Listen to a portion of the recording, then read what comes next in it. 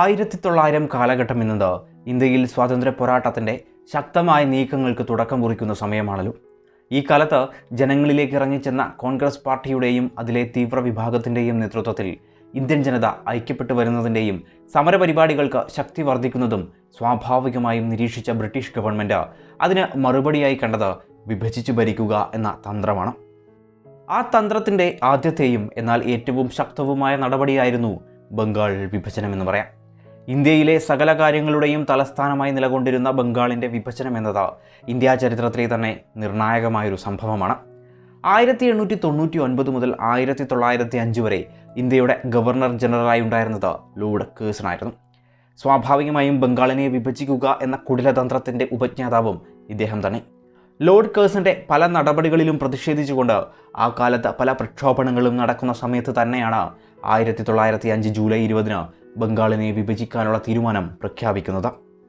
മുസ്ലിം ഭൂരിപക്ഷ പ്രദേശങ്ങളായ കിഴക്കൻ ബംഗാൾ, ആസാം മേഖലകളെയും ചേർത്തും പശ്ചിമ ബംഗാളുമായുമാണ് വിഭജന പദ്ധതി കൊണ്ടുവന്നത്.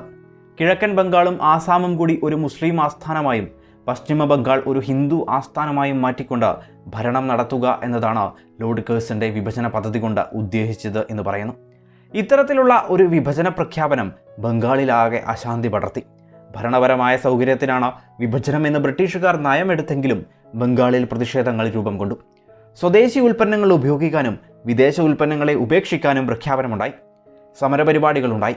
എന്നാൽ 1905 ഒക്ടോബർ 16 ബംഗാളിനെ ഔദ്യോഗികമായി തന്നെ വിഭജിക്കുക തന്നെ ചെയ്തു. ഈ ദിവസം ബംഗാളിലെ ജനങ്ങൾ ദുഃഖദിനമായി ആചരിക്കുകയുണ്ടായി. പ്രസിദ്ധനായ സുരേന്ദ്രനാഥ ബാനർജിയാണ് ബംഗാൾ വിഭജനത്തിനെതിരെയുള്ള പ്രക്ഷോഭണത്തിന് നേതൃത്വം കൊടുത്തത്. ബ്രിട്ടീഷ് ഭരണത്തിൻ്റെ ഡിവൈഡ് ആൻഡ് റൂളിൻ്റെ ഏറ്റവും വലിയ ഉദാഹരണമാണ് ബംഗാൾ വിഭജനം എന്ന് പറയാമല്ലോ. അതിനെ കൂടുതൽ വ്യാപ്തിയിൽ മനസ്സിലാക്കേണ്ടതുണ്ട്. വിശദമാക്കാം. ബ്രിട്ടീഷുകാർ ബംഗാളിൻ്റെ വിഭജനത്തിലൂടെ കണ്ടത് ആ കാല ബംഗാളി നേതാക്കന്മാർക്കുണ്ടായിരുന്ന വലിയ സ്വാധീനം കുറയ്ക്കുക എന്നത് തന്നെയാണ്. അതിലൂടെ ഉയർന്നു വരുന്ന എതിർപ്പുകളിലുള്ള ജനങ്ങളുടെ ഇടപെടലിൻ്റെ തോത് കുറയ്ക്കുക എന്നതുമായിരുന്നു. എന്നാൽ ആത്യന്തികമായി അത് വർഗീയമായ ഒരു വിഭജനമായി മാറുകയാണ് ഉണ്ടായത്.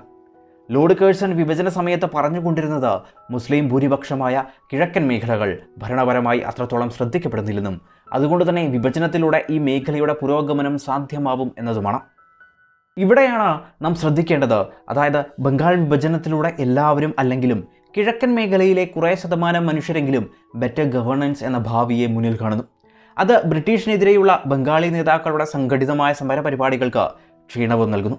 അങ്ങനെ തുടക്കകാലത്ത് ബംഗാളി നേതാക്കന്മാരുടെ സ്വാധീനത്തെ കുറയ്ക്കാൻ ഈ നടപടി സഹായകമായി മാറുകയുണ്ടായി.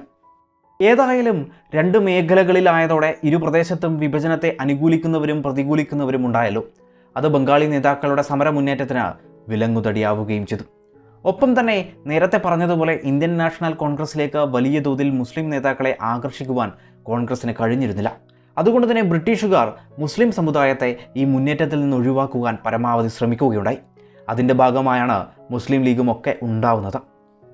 1857 ഒന്നാം സ്വാതന്ത്ര്യ സമരത്തിൽ കൂടുതലായും പങ്കെടുത്തതുകൊണ്ട് തന്നെ ആ കാലത്ത് മുസ്ലിം വിഭാഗത്തെ അടിച്ചമർത്താൻ ശ്രമിച്ച അതേ ബ്രിട്ടീഷുകാർ തന്നെ വർഷങ്ങൾക്കിപ്പുറം സമരത്തിൻ്റെ രൂപം മാറിയപ്പോൾ അവർക്ക് കൂടുതൽ പരിഗണന നൽകിക്കൊണ്ട് മറ്റൊരു തരത്തിൽ വിഭജനത്തിന് ശ്രമിക്കുകയും ചെയ്തു. ഏതായാലും 1905 ബംഗാൾ വിഭജനത്തോടെ ഇന്ത്യൻ നാഷണൽ കോൺഗ്രസിൽ തീവ്ര സ്വഭാവമുള്ളവരുടെ ശക്തിക്കും നയങ്ങൾക്കും മൂർച്ച കൂടുകയുണ്ടായി. അത് മിതവാദികളും തീവ്രവാദികളും തമ്മിലുള്ള നേരിട്ടുള്ള കലഹത്തിനും കാരണമായി മാറി. ബ്രിട്ടീഷുകാർ കണ്ടിരുന്ന ശക്തമായിക്കൊണ്ടിരുന്ന ഇന്ത്യൻ നാഷണൽ കോൺഗ്രസിൻ്റെ വിഭജനത്തിനും കാരണമായി മാറുകയാണ്.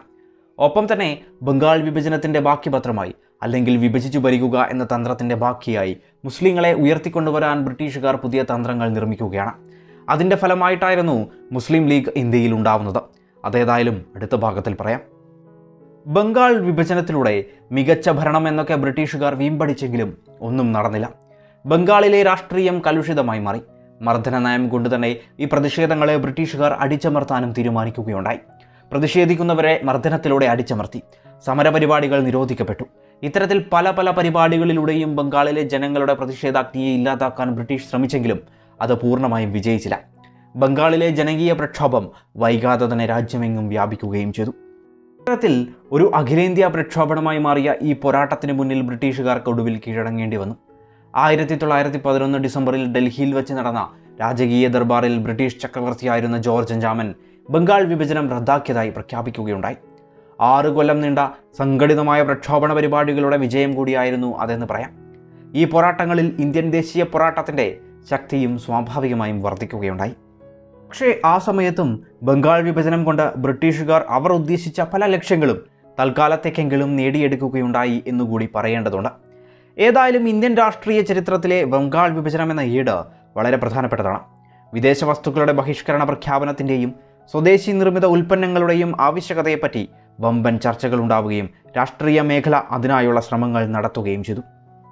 അതിൻ്റെ പ്രചാരണത്തിൻ്റെ ഭാഗമായി ചെറുകിട വ്യവസായ യൂണിറ്റുകൾ വൻതോതിൽ നിർമ്മിക്കപ്പെടുകയും സ്വദേശി സ്റ്റോറുകൾ തന്നെ രൂപം കൊള്ളുകയും ചെയ്തു. അതിന് മുതൽക്കൂട്ടായിക്കൊണ്ട് സാംസ്കാരിക രംഗവും വിദ്യാഭ്യാസ മേഖലയും എല്ലാം തന്നെ സജീവമായി. ഇത്തരത്തിൽ ദേശീയത വളരുകയും ഇന്ത്യൻ സ്വാതന്ത്ര്യ പോരാട്ടത്തിൻ്റെ ശക്തിക്കും തീവ്രതയേറുകയുമുണ്ടായി. അത്തരത്തിൽ വിഭജന വിരുദ്ധ സമരങ്ങൾ ഇന്ത്യയിലെങ്ങും ഉണ്ടാവുകയുണ്ടായി. നാടും നഗരവും ഒന്നിച്ച സമരപരിപാടികൾ എന്ന് പറയാൻ പറ്റില്ലെങ്കിൽ പോലും സംഘടിതമായി വിഭജനത്തിനെതിരായി രൂപം കൊണ്ട പ്രക്ഷോഭണങ്ങൾ എന്നത് ഇന്ത്യൻ ദേശീയതയുടെ ഉയർച്ചയും സ്വാതന്ത്ര്യ സമര പോരാട്ടത്തിൻ്റെ മുന്നേറ്റത്തിനുമൊക്കെ വലിയ പങ്ക് വഹിച്ചു എന്നതിൽ തർക്കമേതുമില്ല. എങ്കിലും ബംഗാൾ വിഭജനത്തിൻ്റെ തുടർച്ചയായി ബ്രിട്ടീഷുകാർ ലക്ഷ്യം കണ്ട വിഭജനം അവിടെ തുടരുക തന്നെയുണ്ടായി. അതിൻ്റെ തുടർച്ചയായിട്ടായിരുന്നു മുസ്ലിം ലീഗിൻ്റെ തുടക്കവും ഇന്ത്യൻ നാഷണൽ കോൺഗ്രസിൽ തന്നെയുണ്ടായ പൊട്ടിത്തെറിയും. ഇന്ത്യൻ രാഷ്ട്രീയവും സ്വാതന്ത്ര്യ സമര പോരാട്ടങ്ങൾക്കും മറ്റൊരു ദിശ സമ്മാനിച്ച കാലഘട്ടം കൂടിയാണിത്. അത് അടുത്ത ഭാഗത്തിലൂടെ പരിചയപ്പെടുത്തുന്നതാണ്.